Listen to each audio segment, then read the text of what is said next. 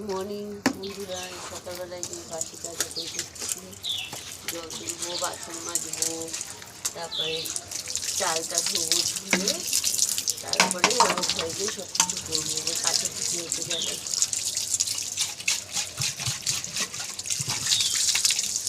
এখন তরকারি করবো, এই বেগুন দিয়ে আলু দিয়ে সাইটিং মাছ করবো।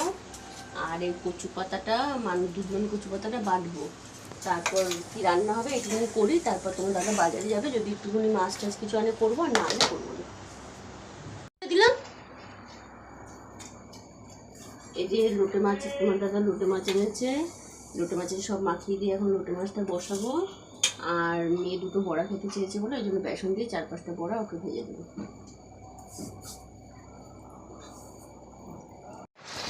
মিথ্যা কথা বলছি না, সত্যি কথা বলছি। এই যে লোটে মাছ রান্না করেছি, তোমার দাদা পরে বেলায় এনেছিল। আর এই মাছটা হচ্ছে কি মাছ বেশ নাম মনে হচ্ছে না, এই মাছটা ফ্রিজে ছিল, সেটা রান্না করেছি।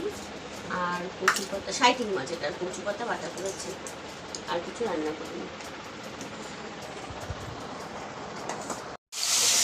এই যে এখন রাত্রিবেলা মাছ রান্না করছি, রুই মাছ। আমার জামাই দিয়ে গেল, বললো তো মাছ রান্না করে আমাদের দিও আর তোমরা নিও। আর কালকে শুক্রবার রান্না করবো না বলে ওর জন্য সব কেটে কুটে নিয়েছি। আর এরকম মাছটা ভাববো ভেজে তারপরে মাছটা চটক চটক করে